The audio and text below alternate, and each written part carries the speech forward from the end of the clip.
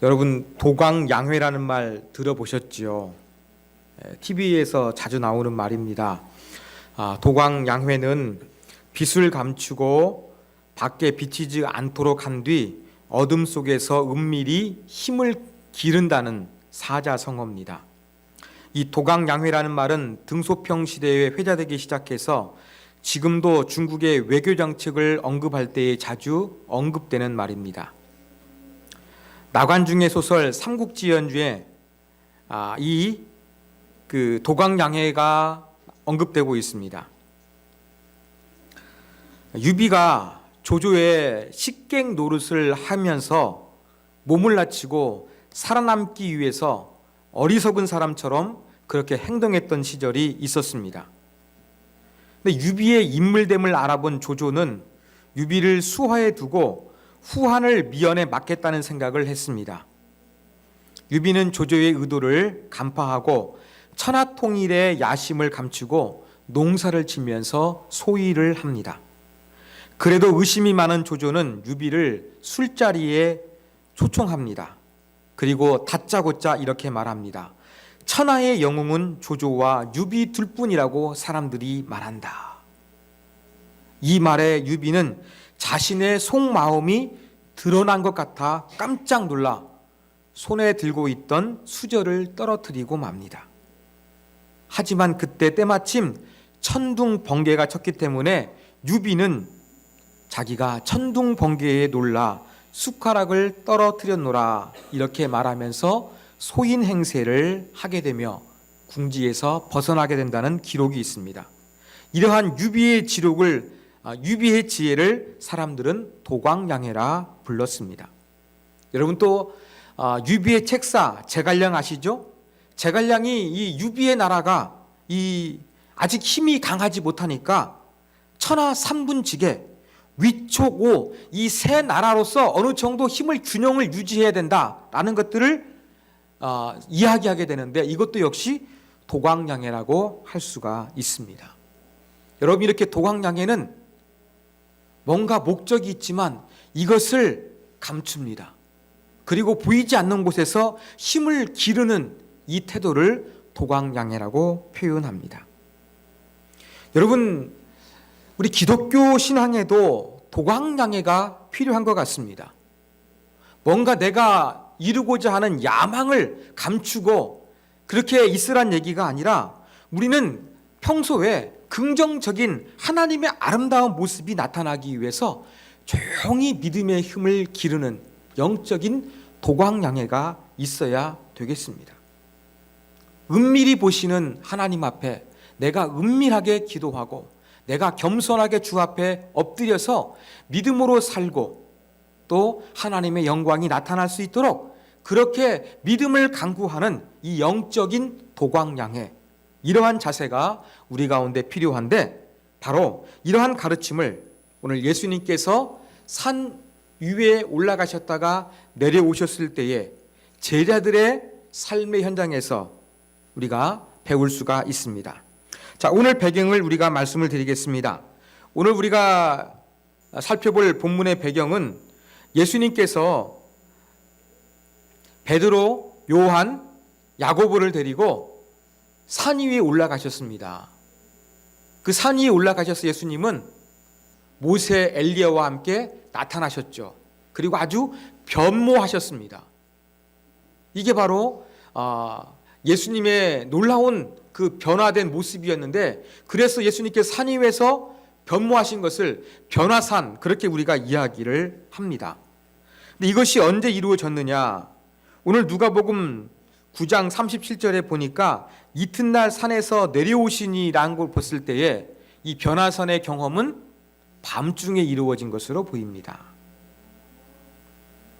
이렇게 밤중에 변화산에서 변모하신 예수님, 또 놀라운 예수님의 모습을 이제 한번 체험하게 한 뒤 다음 날 예수님은 산 아래로 내려오시게 되었습니다. 그때 예수님이 내려오시자 많은 사람들이 예수님을 환영합니다. 그 중에 한 사람이 아주 절갑한 목소리로 예수님께 부르짖는 사람이 있었습니다. 바로 38절, 선생님 청컨대 내 아들을 돌보아 주옵소서. 이는 내 외아들이니이다 라고 하면서 자기 아들을 부탁하는 간절한 외침을 예수님을 향해서 내뱉었습니다. 이 외아들, 어떤 일이 일어났기에 그렇게 간절히 예수님께 도움을 호소하는 것일까요?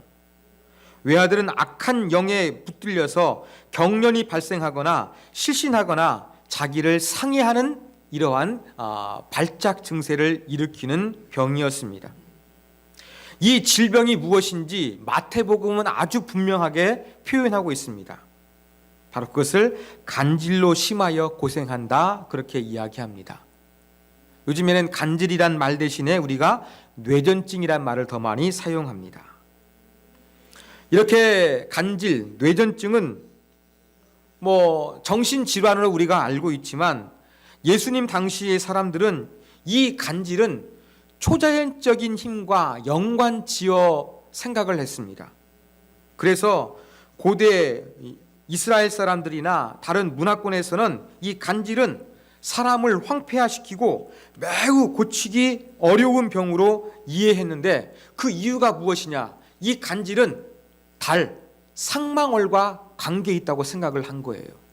달의 모양과 비교하면서 이 사람에게 간질이 임한다고 생각하니까 이 간질은 단순한 병이 아니라 아주 고치기 어렵고 힘든 병으로 당시 사람들은 이 간질을 그렇게 오해하고 있었던 것입니다. 이러한 난치병에 걸린 외동아들을 살리기 위해서 이 아버지는 제자들에게 도움을 청했습니다. 그런데 제자들은 이 간질에 걸린 아들의 병을 고쳐주지 못했습니다. 간질병을 그렇게 유발하는 악한 영의 세력이 있는데 이 세력으로부터 자유롭게 하지 못했던 것입니다. 그렇다면 지금 두 가지 사건이 일어난 거예요. 야고보와 요한과 베드로는 산 위에서 예수님이 변화하신 놀라운 체험을 했습니다. 그런데 산 아래서는 그 악한 영의 역사함을 쫓아내지 못하는 안타까운 모습이 이제 발생하게 된 것입니다. 바로 산 아래 예수님께서 내려오시게 되었을 때에 제자들이 귀신 들린 아이의 문제를 해결하지 못해서 쩔쩔매고 있는 그러한 어려운 상황이었습니다. 자, 그러면 왜 예수님의 제자들은 이 간질병 걸린 이 귀신 들린 아이의 질병을 고치지 못했을까? 그 이유를 우리가 한번 생각해 볼 필요성이 있습니다. 여러분, 귀신을 쫓아내는 능력이 제자들에게는 없고 하나님의 아들이신 예수님에게만 있었을까요? 그렇지가 않습니다. 제자들은 분명히 귀신을 쫓아낼 수 있는 능력을 부여받았습니다. 여러분, 마가복음 3장에 보면 예수님께서 12제자를 부르셨습니다. 그 부르신 목적이 무엇이냐? 함께 있기도 하시고 교제하기도 하시고 전도도 하시면서 전도할 때에 귀신을 내쫓는 권능도 갖게 하신 것이었습니다. 애초에 예수님은 12제자를 부르실 때부터, 세우실 때부터 귀신을 쫓아낼 수 있는 이 능력을 부여해 주신 것이었습니다. 또 마가복음 6장 7절에도 이렇게 말씀하십니다. 예수님이 2명씩 짝을 지어서 제자를 파송하시면서도 더러운 귀신을 제어할 수 있는 권능을 주셨다, 이렇게 표현하고 있습니다. 그러면 분명히 제자들은 귀신을 쫓아낼 수 있는 권위를 가지고 있었습니다. 이것이 어떻게 삶 속에서 일어나게 되었을까요? 마가복음 6장 12절과 13절에 보면 제자들이 예수님의 말씀대로 나가서 복음을 전했습니다. 그러면서 복음을 전하자 많은 귀신들이 쫓아나게 되는 놀라운 역사가 일어나게 됐다는 것입니다. 예수님께서 제자들에게 귀신을 쫓아내는 능력을 주셨다라는 것이 실제적으로 증명이 되었던 것을 우리가 알 수가 있습니다. 그렇기 때문에 이 귀신을 쫓아내지 못한 제자들의 실패를 보시고 예수님께서 책망하셨잖아요. 뭐라고 책망하셨습니까? 믿음이 없고 패역한 세대여, 얼마나 너희와 함께 있으며 너희에게 참으리요. 예수님께서 그렇게 말씀하셨습니다. 믿음이 없고 패역한 세대라서 내가 도대체 얼마나 더 인내해야 되는지, 얼마나 너희의 믿음 없음에 대해서 내가 이렇게 참아야 하는지 정말 답답한 예수님의 심정이 이 말씀 속에서 드러나고 있는 것입니다. 그러면 예수님의 답답한 심정 가운데서 언급하신 실패의 원인이 무엇입니까? 믿음이 없다는 거였습니다. 예수님의 진단은 제자들이 귀신을 쫓아내지 못한 실패의 원인은 믿음의 부족이었습니다. 그런데 여기에서 중요할 것은 한 사람의 믿음이 아니라 다 믿음이 없는 사람들이라는 것입니다. 믿음이 없고 패역한 자녀가 아니라 세대라는 것입니다. 누가복음 오늘 본문을 자세히 보시면 이 간질병 걸린 외동아들의 아버지도 믿음이 없었고 제자도 믿음이 없었습니다. 그 현장에 많은 사람들이 있었지만 정말로 믿음 있는 사람이 없었던 것입니다. 바로 예수님께서는 이것을 말씀하시는 것입니다. 하나님의 능력이 나타나지 않는 이유가 바로 무엇이냐? 너희 모든 사람들이 믿음이 없기 때문이다. 예수님께서 이렇게 말씀하여 주신 것입니다. 그렇습니다. 여러분, 믿음이 없으면 무능력해집니다. 그래서 우리가 실패하지 않으려면 믿음이 부족하지 않도록 해야 한다는 것입니다. 자, 제자들이 실패했던 또 하나의 원인이 있습니다. 이것은 마가복음을 통해서 우리가 알 수가 있습니다. 동일한 사건이 이 마태마가 누가복음에 기록되어 있는데 이것을 종합해 보면 우리가 총체적으로 이 말씀을 이해할 수가 있습니다. 자, 마가복음을 통해서 발견할 수 있는 실패의 원인 또 한 가지가 있습니다. 자, 제자들은 간질병 걸린 아이의 그 귀신 들림을 쫓아내지 못했다고 말씀드렸죠. 예수님께서 그 문제를 해결해 주셨습니다. 그리고 드디어 예수님은 모든 사역을 끝내시고 제자들과 함께 머물기 위해서 집으로 들어가셨습니다. 자, 무리들이 없는 집에서 제자들은 예수님께 질문하며 또 배울 수 있는 아주 좋은 기회가 되었습니다. 그때 제자들은 예수님께 왜 우리들이 귀신을 쫓아내지 못했는지 그 이유를 질문합니다. 28절이죠. 우리는 어찌하여 능히 그 귀신을 쫓아내지 못하였나이까? 이 질문을 하는 것으로 보건대 제자들도 자기들이 귀신을 쫓아내지 못하자 당황했고 심각하게 고민했던 것 같습니다. 그래서 실패의 원인을 찾기 위해서 골몰했던 것으로 보입니다. 아니, 전에는 우리가 귀신을 쫓아냈는데 이번에는 실패했네? 왜 그랬을까? 혹시 귀신이 능력이 더욱더 센 것은 아닐까?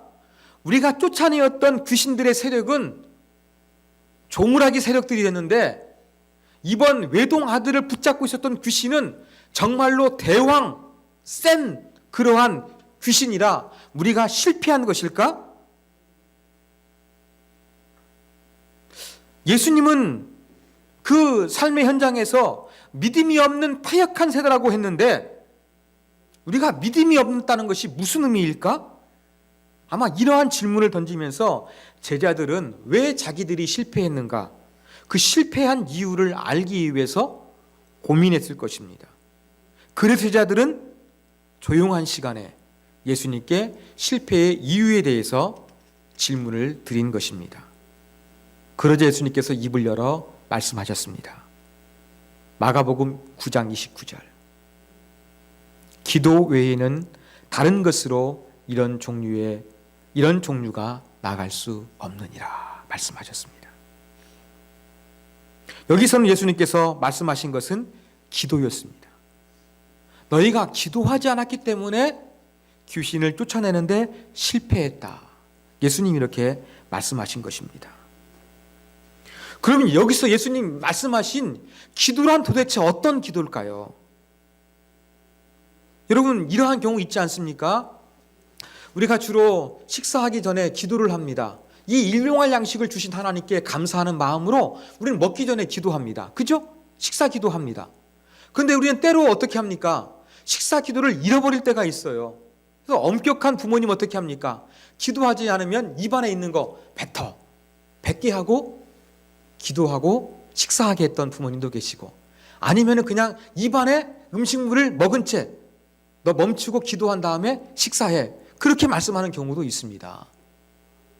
여러분, 여기에서 예수님께서 기도 외에는 귀신을 쫓아낼 수 있는 능력이 없다, 이렇게 말씀하셨는데, 그러면 예수님께서 말씀하신 기도는 우리가 식사하기 전에 기도하는 것처럼 귀신을 쫓아내기 전에, 그 어떤 능력 행함을 행하기 전에 사전에 간절히 모여서 합심 기도하는 거, 통성 기도하는 거, 방언 기도하는 거, 금식 기도하는 거, 이러한 것을 의미했을까요?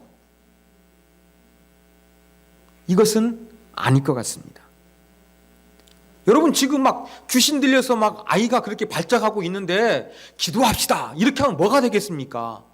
아니지 않습니까? 어떻게 되겠습니까? 이런 긴급한 상황이라고 한다 그러면 속으로 주여 도와주십시오, 주의 능력을 행하게 도와주십시오, 얼마든지 속으로 기도하고 귀신을 쫓아내기 위해서 한번 주의 이름을 선포할 수도 있었을 것입니다. 예수님 이것을 지적하는 것일까요? 아닌 것 같아요. 왜요? 예수님도 귀신을 쫓아내실 때 어떻게 하느냐? 기도하시고 쫓아냈습니까? 믿음이 없고 패역한 세대여, 너희가 기도하지 않기 때문이라고 하면서 다 같이 기도하자, 예수님 이런 말씀하셨습니까? 안 하셨잖아요. 예수님도 이런 기도 안 하시고 그냥 귀신을 쫓아내셨습니다. 그러면 여기서 예수님께서 지금 기도를 하지 않았기 때문에 쫓아내지 못했다는 것은 뭔가 의식을 행하기 전에 기도하는 그 기도가 아니라는 것을 우리가 알 수가 있습니다. 그러면 예수님 말씀하신 기도는 뭘까요? 이것은 평상시의 기도입니다. 여러분, 우리가 사복음서를 읽다 보면은요, 예수님께서는 아주 자주 기도하셨습니다. 예수님은 새벽에도 기도하셨습니다. 밤중에도 기도하셨습니다. 십자가를 지시기 위해서 겟세마네 동산에서 기도하셨습니다. 예수님은 습관을 좇아 한적한 곳, 즉 광야에 나가서 기도하셨다고 이야기합니다. 예수님은 중요한 결단, 12제자를 선택하거나 십자가를 지시기 위해서도 기도하셨습니다. 또한 예수님은 능력을 행한 이후에도, 여러분 잘 아시는 오병이어의 기적을 행하신 이후에도 예수님은 홀로 산 위에 올라가서 기도하셨습니다. 복음서에서 만나는 예수님의 모습은 어떠한 모습입니까? 이렇게 늘 평상시에 기도하시는 분이 바로 예수님이었습니다. 바로 예수님이 말씀하신 기도는 이러한 평상시의 기도를 의미하는 것입니다. 그러면 예수님 말씀을 통해서 우리가 알 수 있는 것은 무엇입니까? 제자들이 귀신을 쫓아낼 수 있는 권능은 부여받았습니다. 그리고 실제로 나아갔을 때 귀신이 떠났습니다. 그런데 제자들은 지속적으로 기도하는데 실패했던 것입니다. 평상시에 기도하지 않았던 것입니다. 그래서 그들은 어린아이에게 간지를 일으키는 이 귀신을 쫓아내지 못한 것이었습니다. 사람은 경험에 의존하고 싶은 그러한 경향이 강합니다. 어떤 일을 할 때에도 자기가 했던 경험, 좋았던 경험, 실패했던 경험에 빗대서 이렇게 하자 제안하는 경우가 많습니다. 제자들도 귀신을 쫓아냈던 경험이 있습니다. 그러니까 예수님이 우리에게 귀신을 쫓아내는 권한을 주셨고, 실제 예수님의 이름으로 귀신을 명하니까 귀신이 쫓겨나가는 것을 목격했습니다. 그러니까 제자들은 이렇게 생각했습니다. 그래, 우리는 예수님을 따르다 보니까 예수님의 능력이 우리 가운데 임했어. 우리도 예수님처럼 귀신을 쫓아낼 수 있어. 하나님의 나라가 이루어질 때 나도 능력을 행하는 위대한 사람이 될 수 있을 거야. 속으로 이렇게 생각했을 것입니다. 그래서 자기들의 경험만 믿고 의기양양했던 것으로 보입니다. 할 수 있다는 자신감이 생기니까 하나님을 의존하는 모습이 없었습니다. 예수님처럼 습관을 쫓아서 기도하는 것이 생활화되지 않았던 것입니다. 과거의 경험만 믿고서 이번에도 내가 귀신에게 명하면 귀신이 벌벌 떨면서 쫓겨나가게 될 거야, 이런 마음으로 아이에게 붙은 귀신을 쫓아내려고 했는데 그만 실패하고 말았던 것입니다. 바로 예수님이 지도하신 기도는 이러한 기도를 의미하고 있는 것입니다. 그러므로 우리가 실패하지 않기 위해 필요한 것은 기도가 필요하다는 것입니다. 기도는 어떠한 것입니까? 예수님이 어떠한 기도를 가르쳐 주셨습니까? 은밀히 기도하라고 가르쳐 주시지 않았습니까? 은밀한 곳에서 골방에 문을 닫고 은밀한 중에 보시는 하나님께 기도하라 그랬습니다. 제가 설교의 초반에 도광양해를 말씀드렸죠. 불빛이 새어나가지 않게 은밀한 곳에서 힘을 기른다는 것, 영적인 의미가 바로 이러한 것입니다. 영적인 도광양해는 내 능력을 나타내기 위해서 속으로 힘을 기르는 것이 아니라 평상시에 하나님의 뜻과 말씀대로 사는 아름다운 모습이 드러나기 위해서 기도하는 것이 영적인 도광양해라는 것을 우리가 기억해야 되겠습니다. 이것이 있을 때 우리가 실패하지 않습니다. 자, 우리는 지금까지 이 복음서를 통해서 아이에게 역사하고 있는 이 귀신을 쫓아내지 못한 이유 두 가지를 우리가 살펴봤습니다. 한 가지는 믿음의 부족이요, 한 가지는 기도하지 못한 것이라는 것을 우리가 결론적으로 얻게 되었습니다. 자, 그러면 믿음이 부족한 것과 기도하지 못한 것은 별개의 것인가? 관계가 있는가? 한번 이러한 질문을 던져봐야 되겠죠. 왜 그럴까요? 여러분, 예수님께서 믿음의 부족을 언급하셨어요. 이 장소가 어디였습니까? 이것은 아이가 간질로서 발작하는 현장에서 예수님께서 믿음이 없다고 패역한 세대라고 책망하셨습니다. 자, 기도하지 못했다는 이유는 예수님께서 어디에서 말씀하시는 것입니까? 무리들이 다 떠나고 예수님과 제자들이 집안에서 조용한 시간을 보내고 있을 때 그때 말씀하셨습니다. 예수님께서 현장에서 말씀하셨던 내용과 제자들과 함께 있는 그 시간에 있던 내용이 다릅니다. 이걸 우리가 어떻게 이해해야 될까요? 한번 이 현장에서의 실패의 원인을 말씀하시는 것과 집에서 조용할 때의 실패의 원인을 말씀하신 이 두 가지가 있는데 이 두 가지가 어떤 관계가 있는지, 다른 것인지 그래도 한번 깊이 있게 분석하기 위해서 우리는 이러한 질문을 한번 던져볼 필요가 있을 것입니다.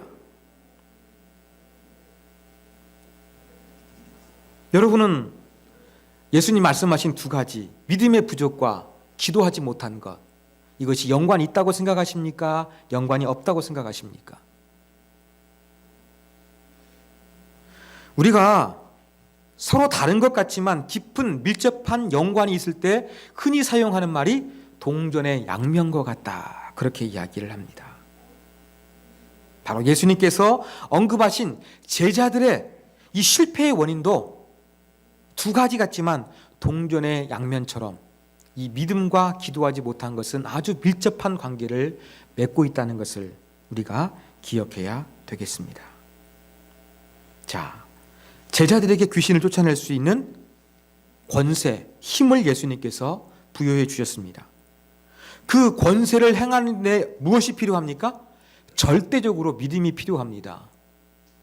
여러분, 기독교에서 이루어지는 것은 주문을 외우는 것처럼, 마법을 외우는 것처럼 그렇게 이야기해서 뭔가 이루어지는 게 아니에요. 예수님께서 우리 가운데 주신 권한은 어떤 주문을 외워서 해결되는 마법의 주문이 아니에요. 거기에는 반드시 무엇이 포함되어야 되느냐? 바로 믿음이 포함되어야 한다는 것을 우리가 기억해야 되겠습니다. 주님께서 우리 가운데 어떠한 힘과 능력, 권위를 주셨는데 이 권위를 행할 때 우리 안에서 믿음이 있어야 그것이 실행된다는 것입니다. 그러면 이 믿음이 유지되기 위해서 우리 가운데 필요한 것은 바로 무엇이냐? 평상시에 기도가 중요한 거예요. 여러분, 평상시에 기도하는데 실패했다는 것은 바로 무엇입니까? 기도한다는 것은 철저하게 내가 주님을 의지한다는 거예요. 여러분, 기도할 때 우리는 주시옵소서 이러한 기도를 많이 합니다. 주시옵소서 늘 달라고 해요. 이게 뭡니까? 나는 뭔가 얻을 수 있는 능력이 없으니까 주님을 의지하고 주님께 맡긴다는 것도 우리 기도하는 내용 아니겠습니까? 주님께 무엇인가 달라고 기도하는 것은 우리가 뭔가 하나님께 맡기고 의존한다는 거예요. 그래서 기도 가운데는 뭐가 있느냐? 하나님께 대한 의존, 하나님께 대한 신뢰, 하나님께 대한 희망, 이것이 담겨져 있는 것이 바로 기도인 것입니다. 평상시에 기도하는 사람은 어떠한 사람입니까? 늘 내 힘으로 살아갈 수 없습니다. 내 능력으로 살아갈 수 없습니다. 내 지혜와 경험으로 살아갈 수 없습니다. 당신이 도와주셔야 합니다. 당신이 역사해 주셔야 합니다. 성령으로 지혜 주시고 능력으로 행해 주시옵소서. 이러한 간절한 마음을 가지고 하나님 앞에 기도하는 것이 전적으로 주님을 의지하는 자세입니다. 이게 기도하는 바람직한 마음의 자세인 것입니다. 근데 기도하지 않는다는 것은 철저하게 하나님의 도움에 대해서 갈급함이 없다는 거예요. 갈급함이 없는 사람은 하나님에 대한 믿음이 강해질 수가 없는 것입니다. 그래서 이 믿음의 부족과 기도는 별개의 것이 아니라 동전의 양면과 같이 아주 밀접하게 관련이 있는 것입니다. 능력을 주님께서 부여해 주셨는데 그것이 현실로 나타나기 위해서는 우리에게는 믿음이 있어야 되고, 그 믿음이 나타나기 위해서는 우리는 평상시에 기도하는 것이 중요하다. 이것을 우리는 놓쳐서는 안 될 것입니다.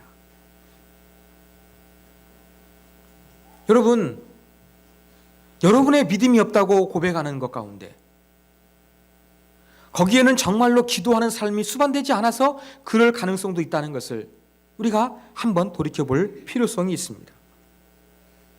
요즘 그리스도인들을 보면 전부 다 기도하는 모습이 점점점 약해지고 있습니다. 현대 그리스도인들이 왜 주님 앞에 무릎 꿇고 기도하는 시간이 줄었을까요? 여러분, 이전에는요, 기도하는 것 외에 하는 것이 별로 없었어요. 아까 말씀드린 간질, 우린 정신질환으로 이해하고 있잖아요. 그런데 고대인들은 어떻게 정신질환을 생각했습니까? 이 뇌전증을. 이 상망월 때문에 일어나는 어떠한 천체 이변에 의한 아주 고치기 힘든 희귀병으로 그렇게 이 간질을 생각하고 있었거든요. 이렇게 과학적인 의식이 부족한 상태에서 인간이 할 수 있는 것은 별로 없었어요. 그럼 뭐 하게 되는 거예요? 절대자신을 의존하는 그거밖에 없는 거예요. 과학과 문명이 발달하지 못해서 인간이 할 수 있는 것이 없으니까 할 수 있는 것은 신에게 의존하는 것, 그거밖에 없던 거예요. 그런데 요즘은 과학과 문명이 발달해서 기도하지 않아도 우리의 문제를 해결해 주는 것들이 너무나 널려져 있어요. 간질병 걸려도 현대의학의 도움 받을 수가 있어요. 뇌전증 발작이 일어나도 위기를 잘 지혜롭게 넘길 수가 있는 거예요. 그러다 보니까 전만큼 그렇게 우리는 하나님께 기도하지 않는 거예요. 하나님이 아니고도 과학이 발달하고 인간의 능력이 극대화되면서 우리는 점점점 하나님께 기도하지 않고 그냥 눈에 보이는 여러 가지 삶에서의 도움받을 수 있는 것들이 많으니까 우린 점점점 기도하지 않는 거예요. 바빠서 기도하지 않는 게 아니에요. 기도의 필요성이 약해서 우리는 기도하지 않는 것이라는 것을 우리가 기억해야 될 필요성이 있는 것입니다. 우리가 기도하지 못하는 것은 전적으로 하나님께 매어 달리며 하나님의 도우심을 구할 만한 그러한 필요성을 느끼지 못하기 때문에 우리가 기도의 시간도 짧아지고 기도의 자리도 나가는 것이 약해지고 있다는 것입니다. 그렇지만 인간이 많은 것들을 이룬 것 같지만 인간의 힘으로 할 수 없는 것도 너무나 많이 있습니다. 과학이 발달하면서 인간의 문제를 해결한 것 같지만 거기에서 파생되는 또 다른 문제가 인간의 삶을 파괴하고 고통스럽게 하는 것이 우리가 경험하고 있는 인간의 문명과 과학의 발달입니다. 그래서 우리는 여러분, 이 믿음으로 산다는 것은 기도해야 되는 거예요. 인간의 문명이 발달해도 온전히 내 인생의 문제, 궁극적인 문제는 과학과 문명에 있는 것이 아니라 전능하시고 살아계시고 우주를 통치하시는 하나님께 있습니다. 이런 마음을 가지고서 하나님께 전적으로 맡겨드리며 기도하는 것이 있어야 되겠습니다. 그렇다고 현대 과학을 등진하는 것이 아닙니다. 하나님, 과학을 통해서, 의학을 통해서, 약을 통해서 먹었을 때에 내 질병이 낫고 내 문제 해결될 수 있도록 도와주십시오. 이 기도를 잃지 않는 것이 기독교인의 믿음의 자세요. 또 믿음 있는 사람이 기도하는 모습이라고 할 수가 있을 것입니다. 그래서 여러분, 믿음이 부족하지 않기 위해서는 우리는 기도해야 됩니다. 왜요? 기도는 하나님께 우리가 전적으로 의존하고 신뢰한다는 고백의 행위 때문에 그렇습니다. 그러면 우리는 기도를 이렇게 정의할 수 있습니다. 기도는 믿음을 현재화한 것입니다. 믿음으로 선포하는 것, 그것이 바로 기도입니다. 기도는 언어화된 믿음인 것입니다. 기도는 하나님의 능력을 나타낼 수 있는 강력한 이 영적인 도광양해가 되는 것입니다. 하나님께 의존하지 않고서는 우리 스스로 행할 수 있는 능력이 아무것도 없다는 것을 우리가 의식하는 것이 중요합니다. 제자들처럼 경험에 의해서 과거에 어떤 내가 처음 했던 걸 믿고서 뭔가 되겠지 않은 그런 마음으로 하는 것은 이건 믿음이 아닙니다. 순간순간마다 늘 하나님께 주권을 인정하면서 하나님을 바라보는 것, 이것이 바로 성경이 말하고 있는 믿음인 것입니다. 그러므로 뭔가 인간이 살아갈 수 있는 힘의 근원은 내게 있는 것이 아니라 하나님께 있다는 걸 고백하면서 하나님을 의존하는 믿음, 그 의존하는 모습을 표현하는 것이 기도의 행위로 나타나게 돼야 되겠습니다. 이것이 없었기 때문에 제자들은 실패했던 것입니다. 도광양해라는 사자성어를 제가 말씀을 드렸습니다. 중국의 지도자였던 덩 샤오핑이 아직 국력이 약하니까, 중화 사상은 있었지만 약하니까 자기들의 어떤 야욕을 숨기고서 조용히 힘을 기르는 정책을 취했습니다. 그런데 시진핑이라는 사람이 나타나가지고 어떻게 합니까? 제가 어제 어떤 뉴스를 보니까 개인 우상화하더라고요. 아주 심합니다. 중국에 있는 선교사도 시진핑이 엄청 쫓아내고 있습니다. 자기네 공산주상이 맞다는 것을 나타내기 위해 가지고 강화시키고 있고, 기독교도 선교 못하게 지금 쫓아내고 있습니다. 왜요? 경제가 조금 나아졌으니까 이제는 괜찮다, 이것이죠. 그래서 미국과 충돌하게 됐습니다. 자기들이 패권 국가인 줄 알고 2000 몇 년이 되면 우리가 미국을 제치고 최고의 나라가 되겠다, 이러한 야망을 드러냈습니다. 그리고 미국 한번 붙었습니다. 어떻게 됐습니까? 여러분, 지금 무역 전쟁이 일어났는데 무역 전쟁에서 지금 협상이 지금 타결돼 가고 있어요. 거의 미국이 요구하는 것을 중국이 수용해야만 되는 그러한 흐름으로 가고 있습니다. 우리가 니네들이 원하는 거 너 받아주겠다. 그렇지만 우리 자존심이 있고 우리 국민한테 할 말이 있으니까 문구에 넣지 말라. 이러한 제안했다는 얘기를 제가 뉴스에서 본 적이 있습니다. 도광양해, 제대로 힘을 기르지 않고 뭔가 힘을 쓰려고 했을 때 중국은 아직도 미국이라는 벽을 넘기 힘들다는 것을 각인하게 되었습니다. 사랑하는 여러분, 우리도 실패하지 않기 위해서는 어떤 자세가 필요하겠습니까? 오늘 제자들처럼 실패하지 않기 위해서 우리가 어떤 자세가 필요하겠습니까? 영적 도광양해가 있어야 되겠습니다. 믿음이 부족하지 않아야 될 것입니다. 그 믿음이 부족해지지 않기 위해서는 끊임없이 평상시에 우리가 기도해야 될 것입니다. 내가 전적으로 하나님을 의존하고 있다는 이 아름다운 믿음을 나타내기 위해서 예수님처럼 습관을 좇아 평상시에 기도했을 때 우리의 영적인 도광양해가 이루어지고 우리의 삶은 실패하지 않는 인생이 될 것입니다. 이것이 바로 오늘 본문을 통해서 우리가 배워야 될 영적인 교훈입니다. 사랑하는 여러분, 오늘은 종료주일입니다. 예수님께서 저와 여러분의 죄악을 담당하기 위해서 예루살렘으로 입성하신 날입니다. 내일부터 고난주간이 시작이 됩니다. 어떻게 보내시겠습니까? 예수님의 고난에 동참하는 저와 여러분이 되었으면 좋겠습니다. 그러기 위해서 평상시에 기도가 중요하고 믿음이 중요하니까 여러분, 한 주만큼은 5일밖에 되지 않습니다. 우리는 사순절도 지키는 것이 아니라 40일 동안이 아니라 한 주간입니다. 제발 기도하실 수 있는 저와 여러분이 되었으면 좋겠습니다. 사람들을 보시지 마시고 내가 하나님 앞에서 어떠한 자세를 가져야 될 것인가, 내가 실패하지 않기 위해서 영적인 도광양해가 중요하다는 것을 기억하면서 하나님 앞에 기도하실 수 있는 저와 여러분이 되었으면 좋겠습니다. 여러분, 그리고 저녁마다 나오셔서 같이 기도하시고요. 또 아침에 여러분 금식을 하셨으면 좋겠습니다. 개인 영성을 위해서 여러분 자발적으로 그렇게 금식하면서 예수 그리스도의 고난에 한번 동참해 보셨으면 좋겠습니다.